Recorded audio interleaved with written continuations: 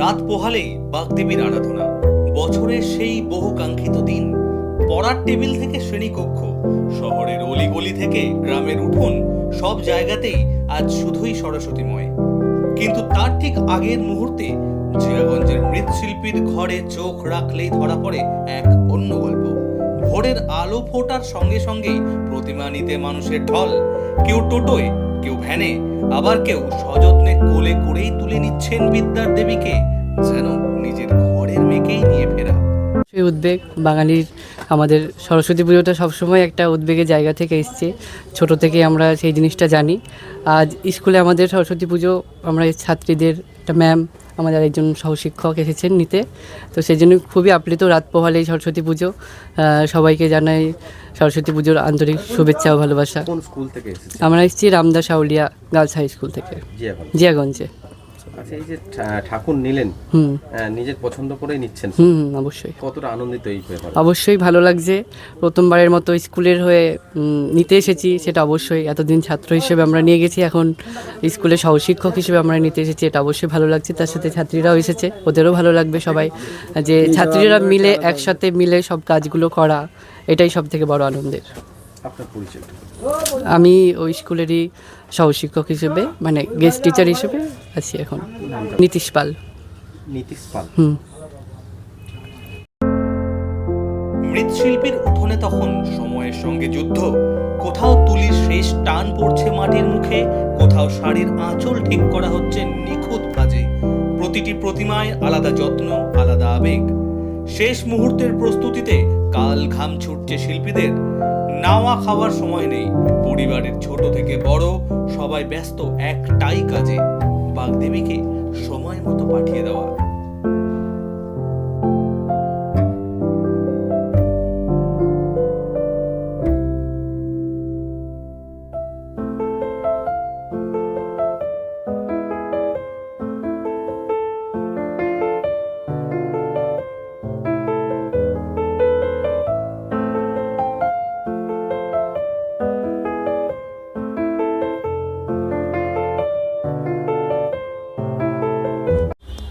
কাজের অনেক চাপ, মানে ঠাকুর কতক্ষণে দিব সেটা মাথার মধ্যে আছে। তো এই যে এই মতটা অসুবিধা মনে হয়? অসুবিধার মধ্যে করতে হচ্ছে, কারণ মানুষকে কতক্ষণের মধ্যে দিব ওইটার ভাবনা চিন্তার মধ্যেই আছি। আর খুব টেনশনও লাগছে, তাও হয়ে যাচ্ছে, কাজটা করতে হচ্ছে। আচ্ছা, বাইরে থেকে কাস্টমার তো আসছে? হ্যাঁ, বাইরে থেকে আসে, লালগোলা ভবনগুলো সব জায়গা থেকে আসে। মোটামুটি আপনাদের হাতে কতগুলো মূর্তি? মোটামুটি 300-র উপরে মূর্তি আছে। আমাদের আরও 2-3 জায়গায় কাজ হচ্ছে। কি নাম আপনার? আমার নাম হচ্ছে কার্তিক সাউ, আর বাবার নাম হচ্ছে রাজকুমার সাউ। ও শিল্পী মেন। হ্যাঁ, ঠিক আছে।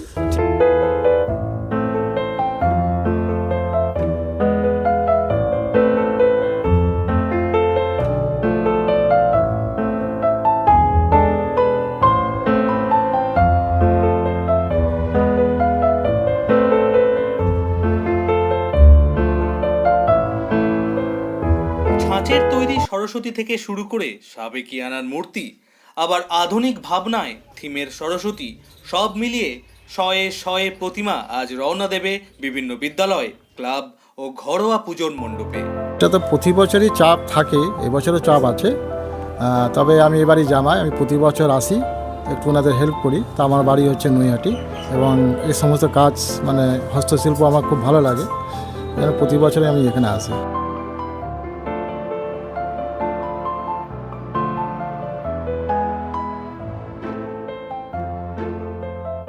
কিন্তু এই উৎসবের আলোয় ঢাকা পড়ে যায় এক গভীর যন্ত্রণা।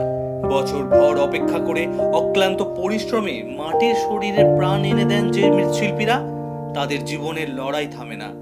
বাজার দরের দাপটে শিল্পের মূল্য ঠিক মতো মেলে না। বিক্রি ভালো হলেও প্রাপ্য সম্মান আর ন্যায্য মূল্য নিয়ে লড়াই করতে হয়।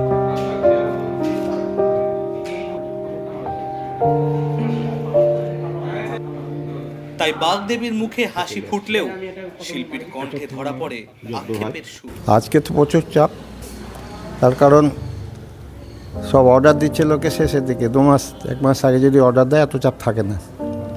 10 দিন 15 দিন আগে অর্ডার দিচ্ছে। এবার আমাদের ওরা পরিচিত খরিদ্দার কাস্টমার নিতে হয় বাধ্য হয়ে, যার জন্য এই অবস্থা। আচ্ছা, এবার আমি প্রতিষ্ঠিত হচ্ছে এই কাজে, তাছাড়া আমাদের কেউ করতেন না। যখন আস্তে আস্তে যখন দেখলো যে বাবা দাদা এরা এসব করছে, তখন তারা এই কাজে সহযোগিতা করতে করতে ওদের পরিচয় হয়ে গেছে, শখে পরিণত হয়ে গেছে। শখে ব্যবসায় পরিণত হয়ে গেছে। তো এই মুহূর্তে এখন কিছু কিছু কাজ আনকমপ্লিট আছে। আর তাছাড়া একটা সমস্যা হচ্ছে, অন্যান্যবার যে জিনিসপত্রের যা দাম থাকে এবার ডবল দাম, এবার আমাদেরকে করতে হয়।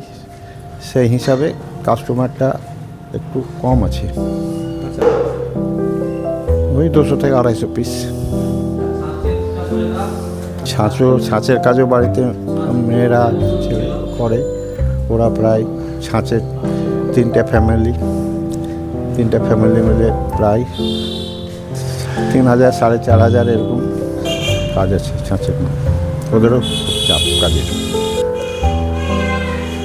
এই কাজ করতে করতে এমন অভ্যস্ত হয়ে গেছি, উপায় নাই, বাধ্য হয়ে করতে হচ্ছে। কিন্তু এমন মনের মধ্যে বিতৃষ্ণা চলে এসছে, বাজারের যা অবস্থা, আর করতে হয়, সেই যে করছি। সেই না, ঠিকঠাক মূল্য পাওয়া যাচ্ছে না। একটু আপনার পরিচয় দিন। আমার নাম রাজকুমার সাউ, জায়গান সৌদুর্গা, মুর্শিদাবাদ।